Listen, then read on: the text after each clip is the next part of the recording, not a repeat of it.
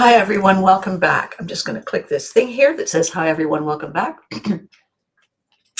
And here we are. It's snowing because it's snowing. I'm in Ottawa, Canada, and I posted yesterday on social media that it appears that for several years in a row now, January 5th, the Ottawa area has seen some kind of winter weather dreck event happen.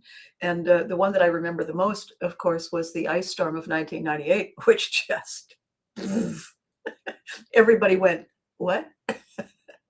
So yesterday it started to do it, and it's still doing it.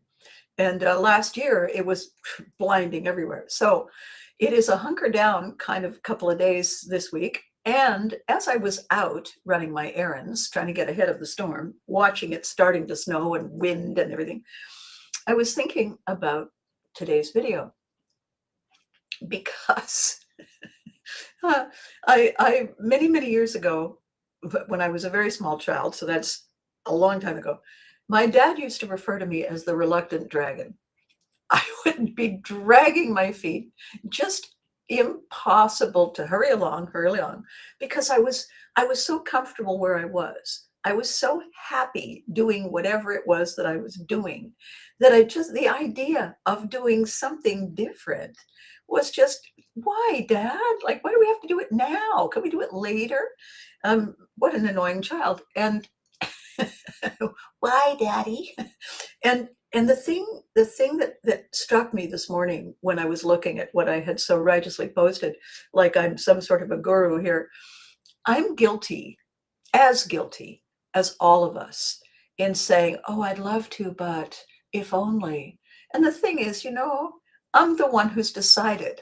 I'm the one who has created the obstacle in the first place. Most of the time, the issue is of my own devise. Or, and this is part of the conversation, the real conversation today, is that sometimes the issue is the byproduct of random conversations, random events we remember, or we feel that we remember. And because we don't have a photograph, because we don't have a recording, because we don't have a transcript of the actual event in the moment taken down in real time, and even then, whoever's transcribing it can add their 2 cents. It's such an important thing to do a double check.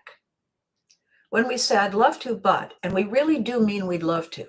We're not coming up with, I just washed all my nylons. I don't know what I would. Or I used to have a friend, and I would say, I'm going to this event. I don't want to stay because I have a feeling it's going to be dreadful. So will you call me at exactly whatever time? And we would synchronize our timepieces.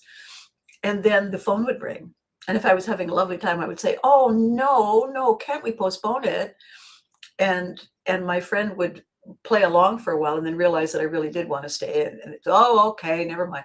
Oh, well, thank goodness. And then I would be such a hero because I had made this a priority. Other times, oh my God, no, you're kidding. Okay, no, it's all right. No, I'm sure they'll understand. And then I would get out of someplace. And I always had that person, that sidekick. And then I would do the same favor for them, because we say yes a lot of the time when what we meant to say was nothing of the sort. But we didn't know how to say it graciously. We didn't know how to say it gracefully without hurting people's feelings. So I wanted to talk about this today because, we make promises over the holidays. Oh my God, first week back, let's do this. Good morning, Maggie. And then, of course, the day dawns and you think, oh, why did I promise that? I've already said everything I need to say to them. What the hell am I going to say to them next? We just spent all this time. And so we kind of look for excuses. However, looking for excuses and then blaming the excuse, okay, fair enough, we've all done it. It's how we do it. It's how we do it that makes the difference. And here's why. I actually called this video, Are Your Issues holding you hostage. Now, I wrote it that way quite intentionally because it's a victim ask, and it would then therefore automatically be a victim answer. Because an issue is a thing. Things can't deprive you. Ideas can't deprive you unless you allow them to. If I have an issue, it's my take on something. If it's serious, great. Still my take on it. Still my point of view. Still my response to it through my filters. Whatever happened could have been terrible. Very well was terrible. And then on top of that, I felt the weight of the terrible. More than the issue itself, I felt the weight of the audacity, of the atrocity, the risk, the damage. And so, we're talking a lot these days about post-traumatic stress and chronic traumatic stress and complex traumatic stress. And Gary and I have been working on the work through, not work around, the work through on that. We've been talking with, I have a couple of very, very, very, I'm so blessed, very brilliant therapists in the States who have worked with the Veterans Administration working with family systems therapies, and their specialties are traumatic stress. And we've been talking about this phenomenon.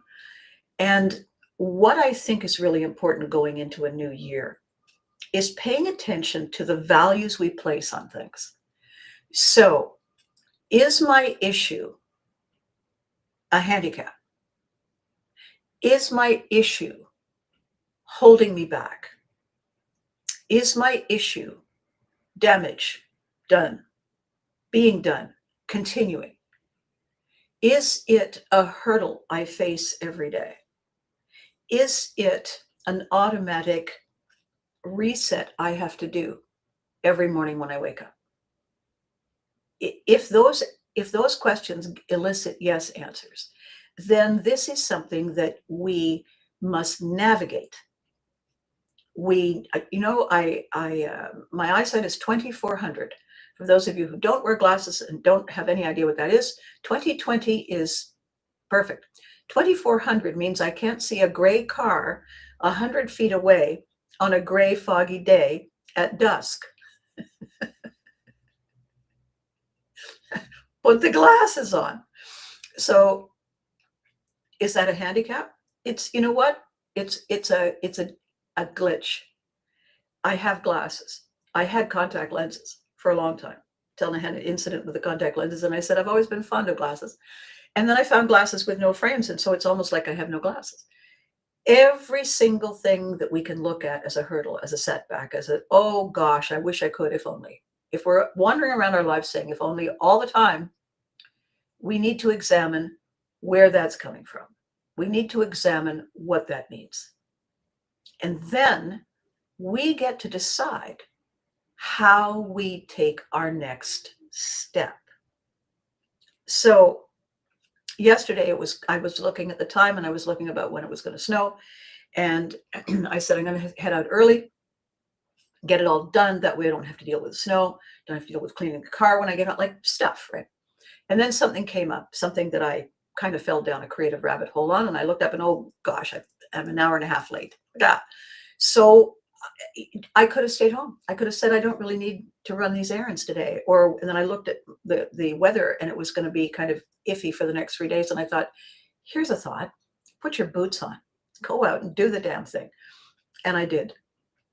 And part of the conversation that Gary and I are having is with this concept of time, and how we are using it to our advantage, what we are saying and doing. Good morning, Freddie. Are we filling it? Are we killing it? Are we billing it? Are we finding uses that bring value? Are we connecting with people? We were talking about Gary Vaynerchuk, and he's just posted and said, this year and moving forward with less and less feel good coming from our time spent on the computer screen, just scrolling or listening or playing time fillers, right? People are looking at opportunities to enhance the quality of life.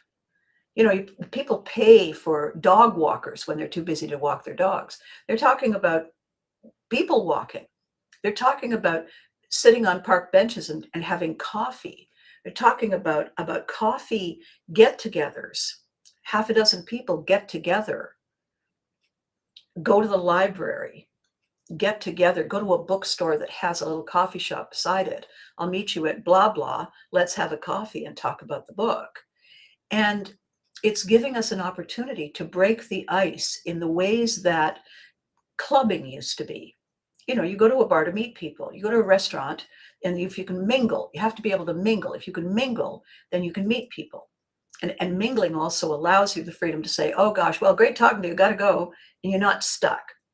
The idea of investing in the time value, that if time is of the essence, busy people, busy lives, time is the value commodity, it's the currency of exchange. Well, then let's impart value to the time.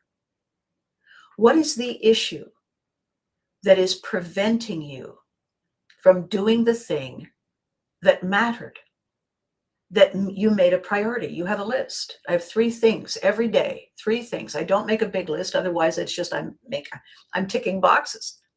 On my to-do list today, ticking boxes. No. I'm only allowed 3 big things. The other stuff will fill in the cracks. What is it that I am allowing, I'm giving permission to hold me back? Why am I stalling? What is the value that procrastination brings? Why am I saying I'm going to give myself 20 minutes to overthink? I'm saying, you know what I'm going to do?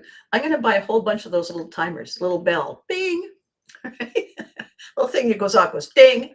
I'm allowed to procrastinate and do absolutely nothing of value for 20 minutes. And then when it goes ding, I'm done. That was my break. That was my clear my brain of the heavy thinking.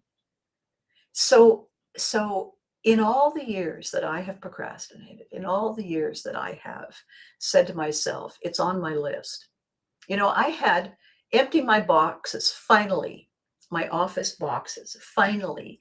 I had that on my to-do list, stuck to my calendar. From the time I moved in here, which, by the way, was April 2023. When I finally got rid of the boxes? Well, I did it in 2025. I did it between Christmas and New Year's. Because I said, for heaven's sake, just do it. And it took me all day. It guaranteed it took me all day. I broke every single fingernail, right? Oh, well. And the whole point was, though, it felt like it was going to be a lot of work. And it was. Okay, it was. Do I feel proud of myself? Yes. Did I do a little tap dance? Yes. Did my back hurt? Yes. Did I have a hot shower afterward? Yes. So this is not a New Year's resolution. This is, it's something that I've been working on pretty much my whole life, that I got serious about fairly recently. And that is this really simple clearing exercise. It's the 5 questions that I talk about all the time. And it goes like this. Pick a thing. Have you folded the laundry? No. Okay. Write that down. Fold the laundry. Here's the 5 questions. Ready? What does it do? If I fold it, if I don't. What does it do if I fold it? What does it do if I don't? Who does it serve if I do? Who does it serve if I don't? What does it change if I do? What does it change if I don't? Why do they care? Who's the great they? I don't know.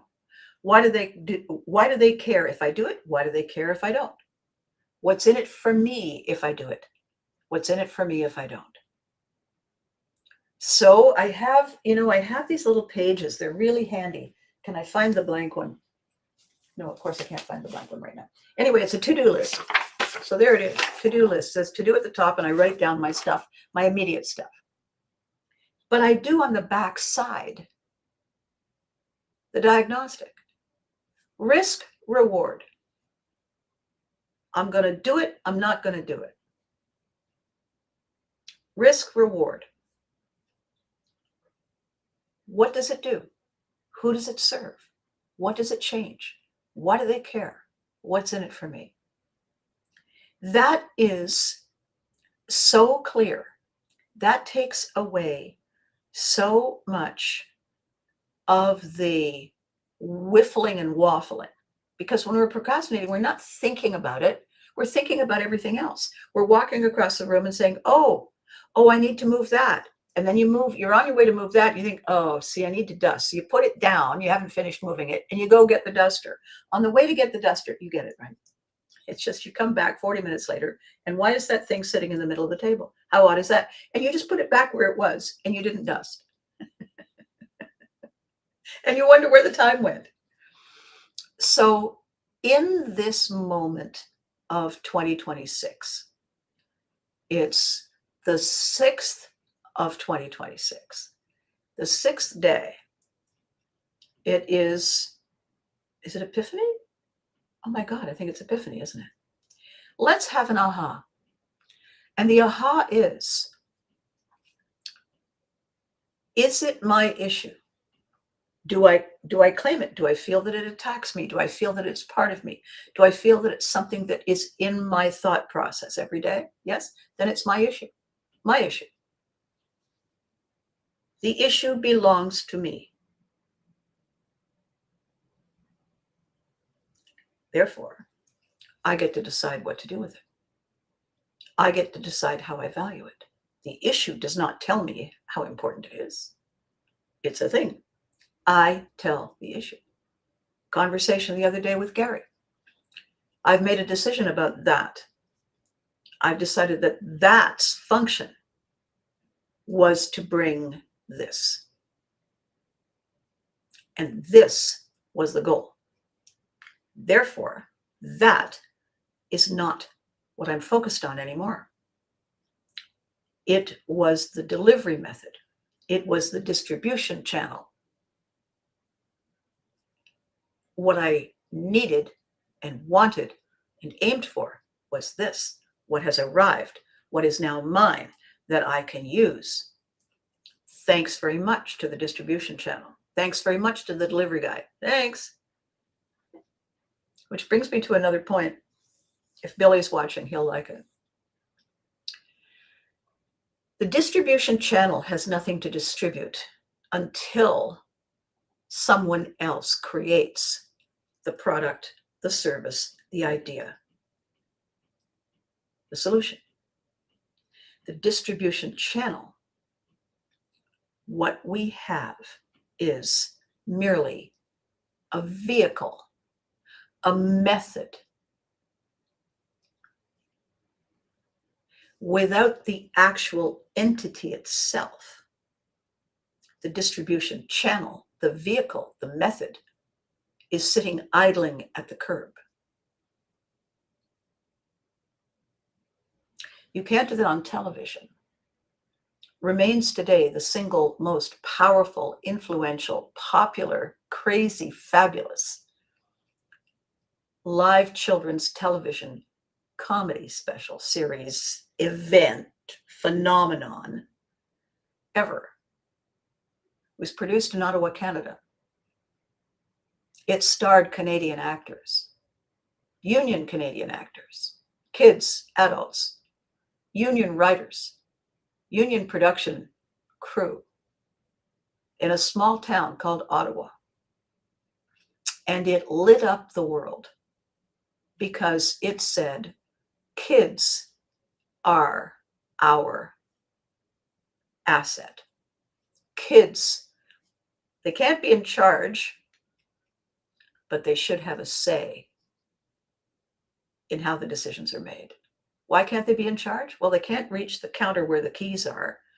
And until they reach a certain age, their signature doesn't have any legal standing. That's the only thing. They need to have a say. They need to be heard, seen, and valued. Because when they are, they grow up to be people like us, people like thee and me. What kind of distribution channel is it that decides not to honor its contract? What would you call that? A contract that said, in exchange for your brilliance, we will provide a commensurate fee. What kind of distribution channel says, I don't think so. I don't think you matter? What kind of distribution channel is it that takes credit for something it never did? What do you call that? What would you call that in a friend? Would you call that a friend? Is that issue holding your assets hostage?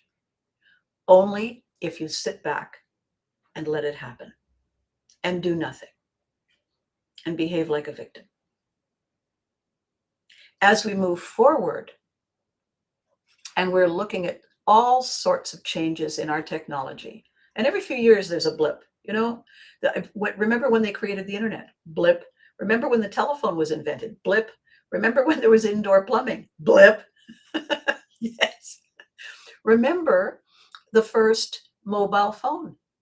Remember the first ATM.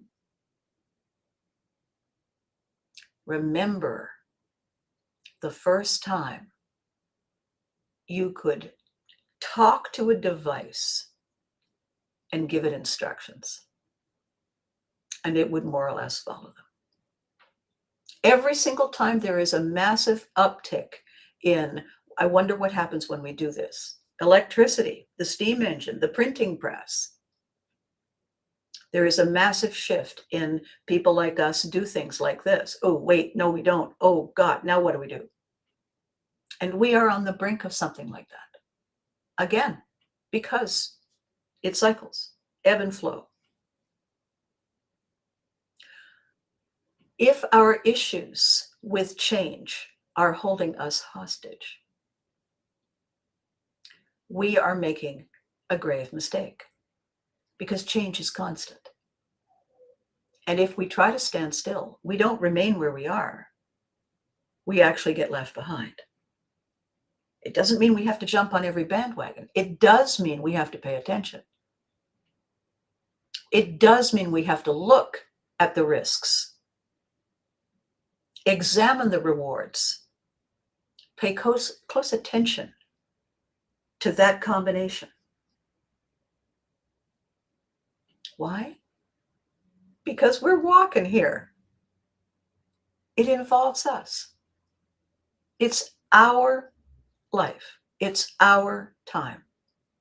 And in this new year, it's our opportunity to say yes and no. Brand new. Sometimes for the first time. If your issues are holding your assets hostage, maybe it's time to ask why. What's the hack? The hack is this. On a scale of 1 to 10, on a scale of 1 to 10, which matters more? Just look at the thing.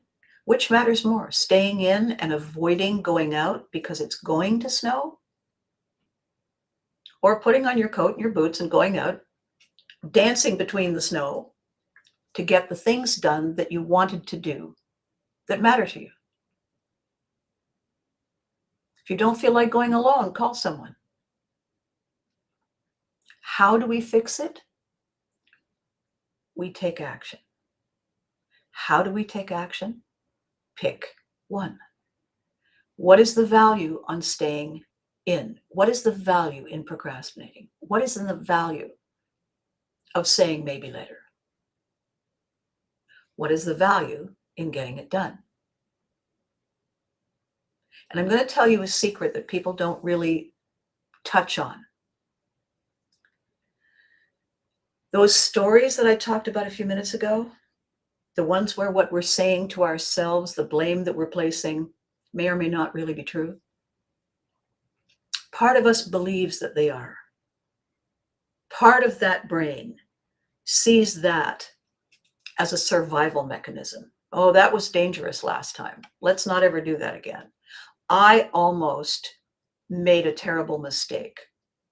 Let's not let it happen again. That's the cause effect going on in the back. What if the story isn't true? What if the story has to be true to keep you nice and safe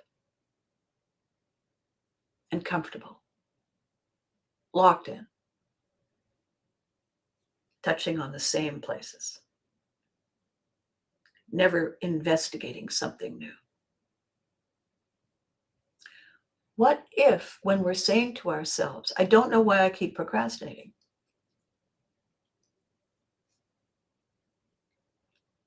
let's ask, what does it do? Who does it serve? What does it change? Why do we care? What does it do? What does stalling achieve? Well, I won't be able to run the race. What does that achieve? I won't win. What does that mean? It means I won't lose.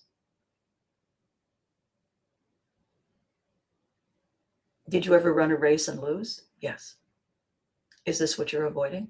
Losing again? Maybe. What happens if you win?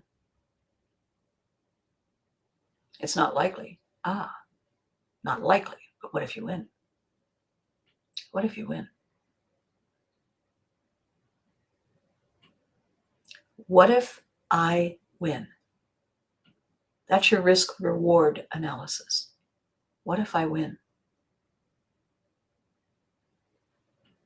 Anybody can say, what if I lose? Yeah, sure. But what if I win? What if I win? You know what happens if I win? I get to move forward. I get something new to choose. Is that an asset or a liability? If we're tired, if we feel brain fog, if we feel overwhelmed, if we have made our way through a very tough time, if we are looking at a significant loss,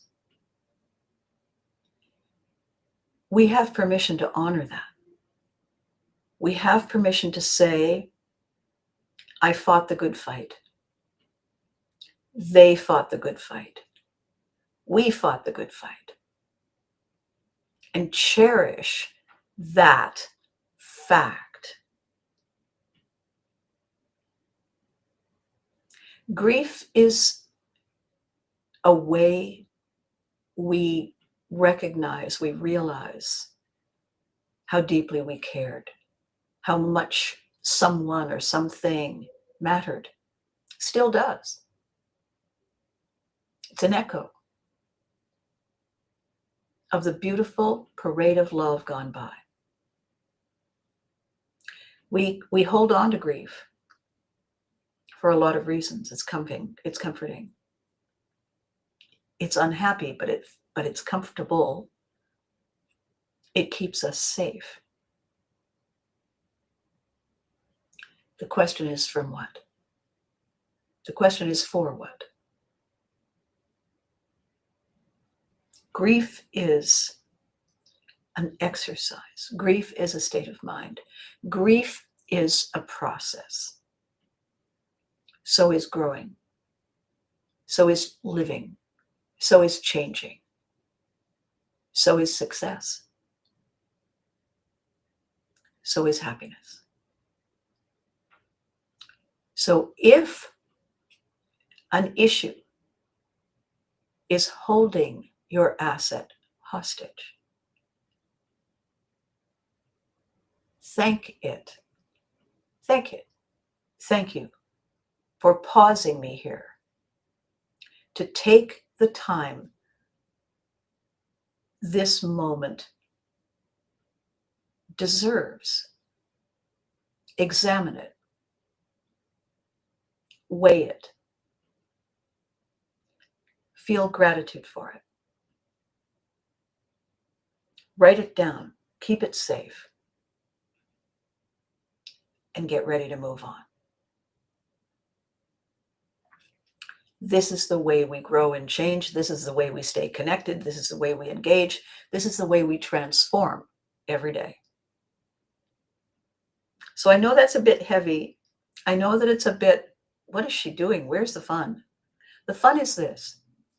The fun is when we have seen the thing we were doing on autopilot and we say, ha, look at that. All right. Get out of the driver's seat, Auto. I'm the one driving the bus. We can use Auto, the pilot, for other stuff. So today, I'm working on something. It's kind of going back and inserting something really exciting and cool and fabulous and important into our creative and coaching process. And we have a meeting tomorrow. Going to be talking it through, figuring out what's wrong with it. Do we need this? No, fine. No, wait. And working it out. Maggie and I are developing a couple of documents to help her go and wage glorious battles in her process. And then we have a couple of interesting things happening at the end of the week. So busy time, and I'm sure you are too. Have you taken down your Christmas stuff, your holiday stuff? I usually wait until today. I usually wait until the 6th. But I was walking through the living room. I thought, maybe I'll wait till the 7th. Give it another day. In any case, thank you for spending this day with me, this part of your day.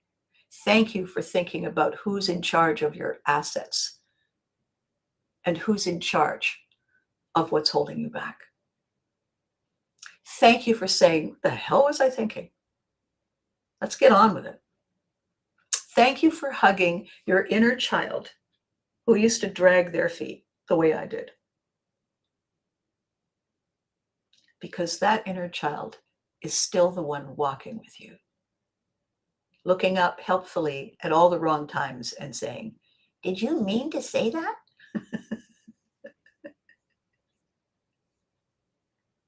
Are you listening to you? Be good to you. You deserve it so much. Remember to hug your loved ones because they deserve it too. Oh, and just before I go, the LinkedIn people, 1,300 look-sees last week. Oh my gosh. Thank you. And thank you to all of you on all the platforms. You know what? Without you, we wouldn't be a family. Bye for